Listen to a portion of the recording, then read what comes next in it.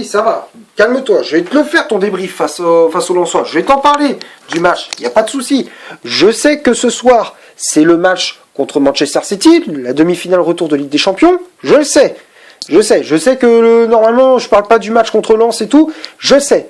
Mais voilà, j'ai pas eu le temps ce week-end. Voilà, j'étais pris par le temps. Je pouvais pas. Ce week-end, je pouvais pas. Mais je vais t'en parler. Il n'y a pas de problème. Voilà, j'ai pas oublié. Yo, salut tout le monde, c'est Gata Volgar. J'espère que vous allez bien. Moi, pour ma part, ça va. J'espère que vous avez passé une agréable journée. Aujourd'hui, on se retrouve pour une nouvelle vidéo.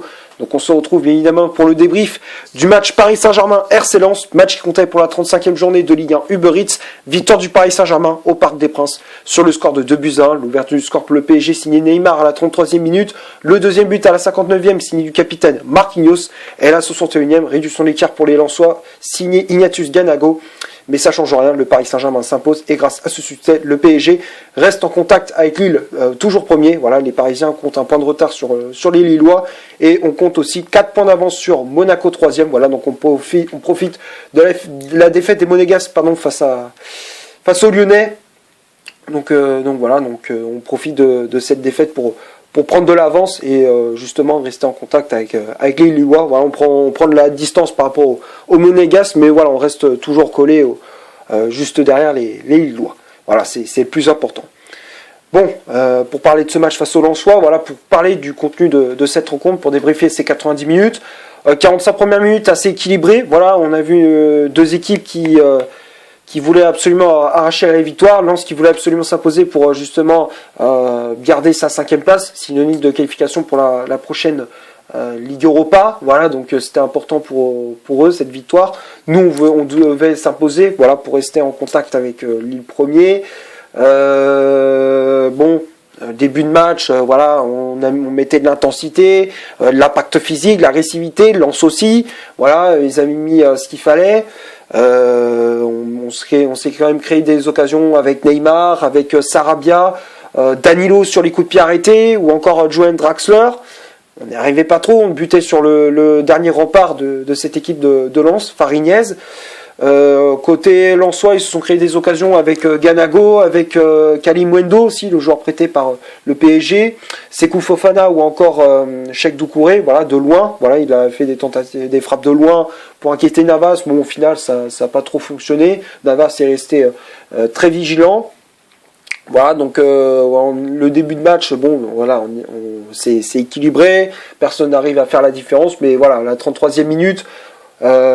Paris ouvre le score grâce à Neymar, voilà, suite à une perte de balle de Facundo Medina au milieu de terrain, ballon récupéré par Johan Draxler et derrière Neymar finit l'action avec un plat du pied pour ajuster Farignez, le gardien lensois. Donc à la demi-heure de jeu, Neymar permet au PSG de mener 1-0, c'est le 7e but cette saison pour le Brésilien. Voilà, donc le PSG ouvre le score, ça fait 1-0, c'est le score à la pause même, voilà, même si Lens est créé une occasion avant avant la mi-temps avec c'était Kalimwendo si je me trompe pas, voilà, qui malheureusement sa reprise passe à côté, voilà, centre venant du côté d'Abdou Diallo. Voilà, donc ça c'est la plus grosse occasion du côté lensois après le but de Neymar justement. Donc voilà, donc à la mi-temps 1-0 pour le PSG. La deuxième période, Paris qui essaye d'enfoncer le clou. Voilà, on a essayé d'être plus tueur devant le but, mais on n'y arrivait pas. On butait sur la défense lensoise. Et puis derrière, on a tout de même réussi à faire le break à l'heure de jeu grâce à Marquinhos, voilà, notre capitaine. Voilà, sur un corner de Neymar, Marquinhos reprend ce ballon de la tête comme contre Manchester City.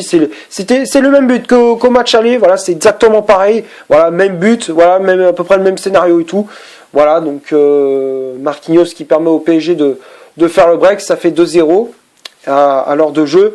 Et puis sur l'engagement, quasiment Lens relance cette partie. Voilà, donc quasiment sur l'engagement, Ganago permet aux Lensois de revenir dans cette partie. Ça fait 2-1. Voilà, suite à un débordement sur le côté d'Abdou Diallo, voilà, qui était totalement à la rue. Ballon récupéré au second poteau par Kalimwendo, qui refait une remise pour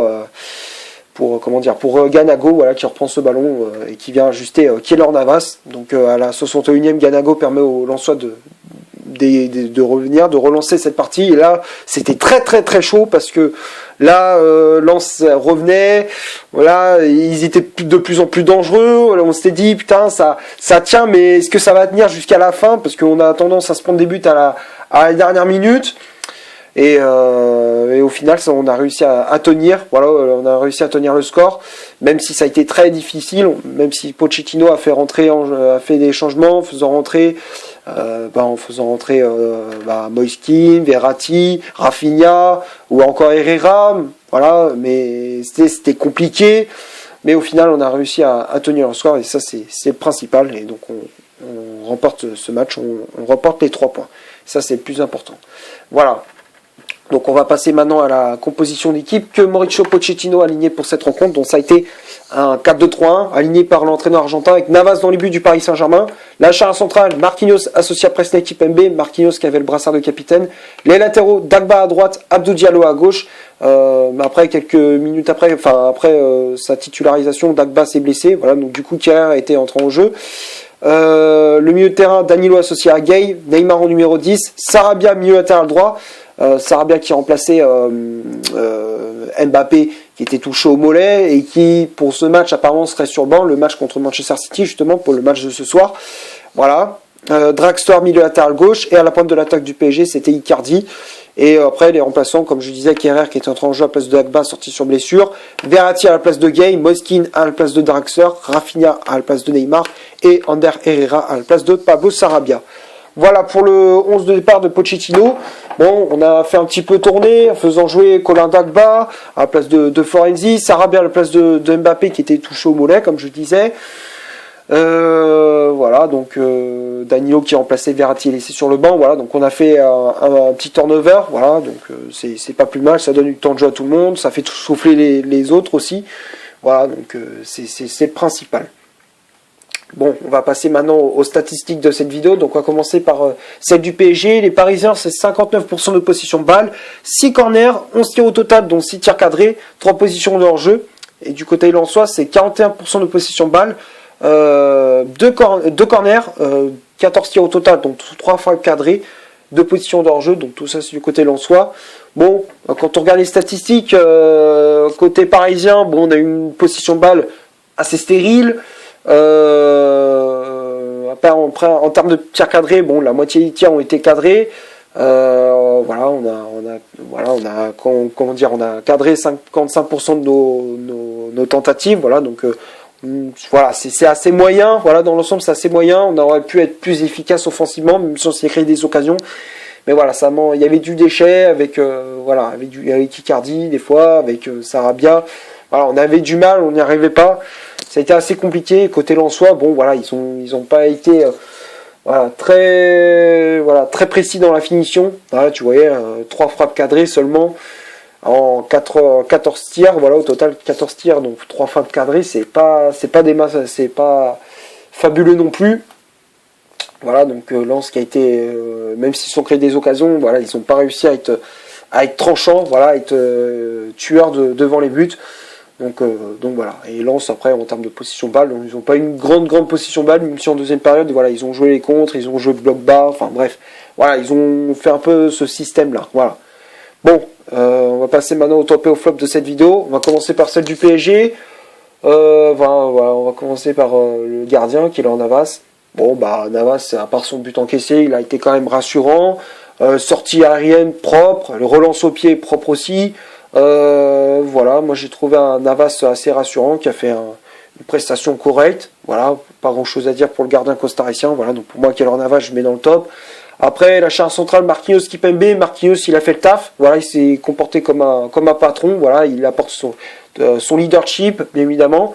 Les relances toujours propres, récupération de balle, l'agressivité, les tacles toujours propres aussi.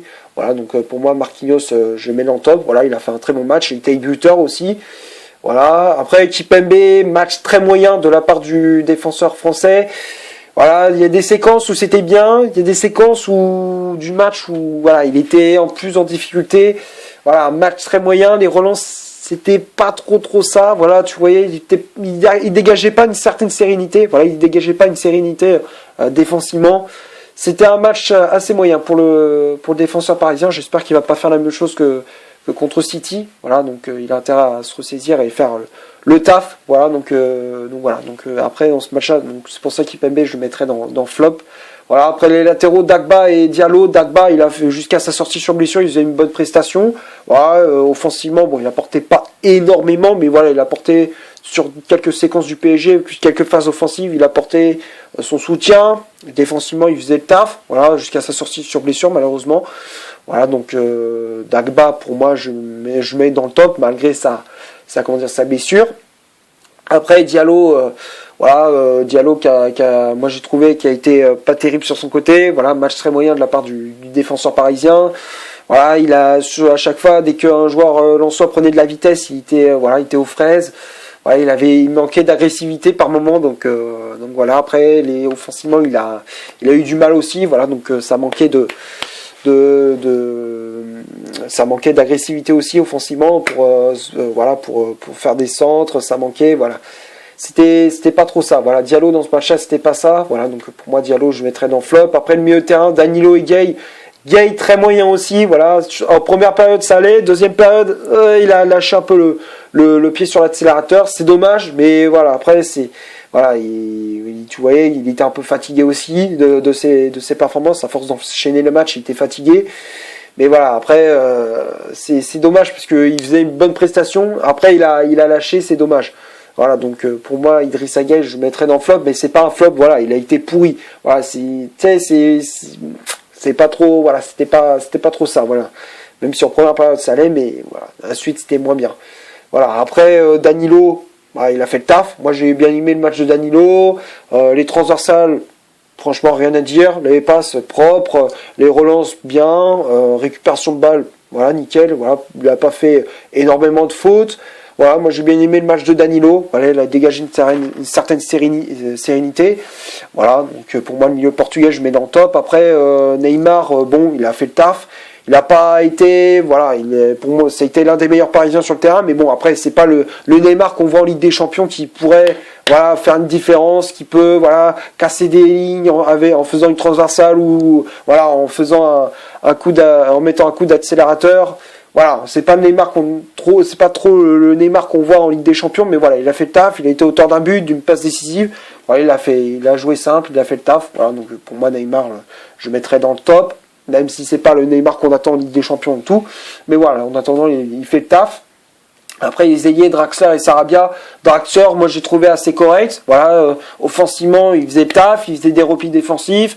Voilà, il était auteur d'une passe décisive sur le but de Neymar. Voilà, moi, j'ai trouvé un Draxler assez intéressant. Voilà, qui a fait le taf, qui peut justement postuler pour une place de titulaire pour ce soir, pour le match de Ligue des Champions. Voilà, donc pour moi, Draxler, je mets dans le top. Sarabia, ouais, c'est bof. Voilà, j'ai pas trop aimé le match de Sarabia. Voilà, par moments c'était bien, par moments c'était nonchalant. Tu sais, le match de Sarabia, c'était pas trop ça. Tu voyais, à coup c'était bien, à coup c'était pas bien. Voilà, c'est très moyen de la part de l'ailier espagnol. Des fois, il perdait des ballons bêtement.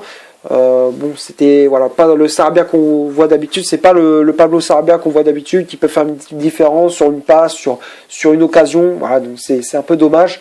Voilà, donc pour moi, Sarabia, je mettrais dans flop. Et Icardi, c'est Icardi, quoi. Des fois, il est là, mais après, en termes de finition et tout, il est pas là, quoi. Tu vois que ça manque de précision dans le dernier geste, c'est dommage.